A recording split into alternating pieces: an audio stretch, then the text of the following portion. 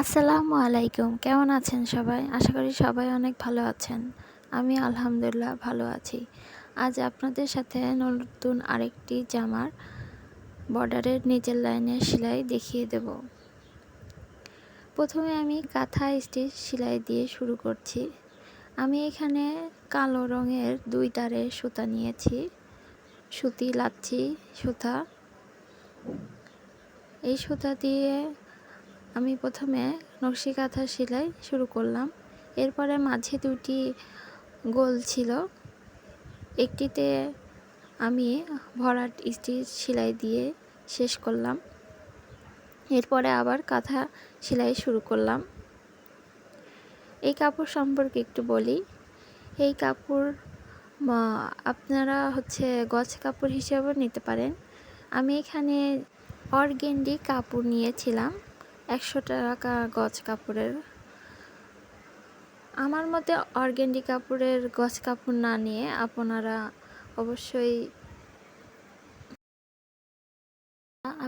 বেক্সি ভয়েল কাপড়ও নিতে পারেন।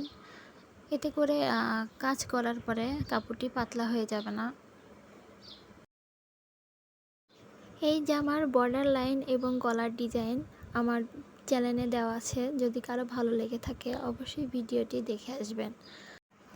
আর আমার এই ভিডিওটিতে একটি লাইক দিতে ভুলবেন না, আর সাবস্ক্রাইব করতেও ভুলবেন না। আর যারা সাবস্ক্রাইব করেছেন তাদের অনেক ধন্যবাদ। দেখতে পাচ্ছেন পুরা রাউন্ডে আমি কাঁথা সেলাই দিচ্ছি। 2 লাইনই আমি কাঁথা সেলাই দিয়েছি এবং পাতার যে জায়গাটা সেটাতেও আমি কাঁথা সেলাই দিয়েছি। এবার আমি পাতার মাঝখানে সেলাই দিব। এখানে আমি সেদ্ধ জলপাই কালারের সুতা নিয়েছি 2 তারের। পাতার মাঝখানে যখন কাজ করব দুইটা করে ফোর তুলব এবং 1 ঘর করে বাদ দিব। একটু খেয়াল করে দেখবেন, প্রথমে আমি একটি ফোর তুলেছি, তারপর আরেকটু ফাঁকে গিয়ে 2টা করে ফোর একসাথে তুলতেছি। এতে করে পাতার যে শেপটা আমি দিতে চাচ্ছি এখানে 1 ঘর পর পর, এতে করে আমার পাতাগুলো সুন্দর লাগবে। এই জন্যই দেখতে পাচ্ছেন আমি 1 ঘর পর পর করে 2টা সেলাই দিয়ে পাতার কাজটা শেষ করব। এবার আমি ফুলের সেলাইটা দিব। এখানে আমি মেজেন্টি কালারের সুতা নিয়েছি।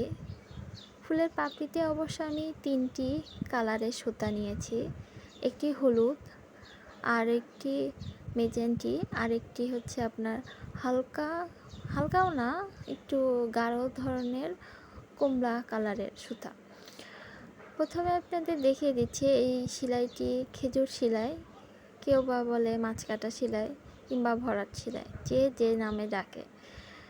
আমি এক পাশে থেকে তুলে আরেক পাশে সুতা দিচ্ছি, এরপরে আবার আরেক পাশে সুতা নিয়ে আরেক পাশে দিচ্ছি। ফুলের মাঝখানের যে সেলাইটি সেটি আর দিলাম না, কারণ এটিতে বোঝা যাচ্ছিল না। গলার সেলাইয়ের সাথে দেখিয়ে দেব। আর উপরের বর্ডার লাইনটি আমার আরেকটি জামার ভিডিওতে দেওয়া আছে, অবশ্যই আমি ডেসক্রিপশনে দিয়ে রাখবো। যদি ভালো লেগে থাকে অবশ্যই দেখে আসবেন। সবাই ভালো থাকবেন, সুস্থ থাকবেন। আল্লাহ হাফেজ।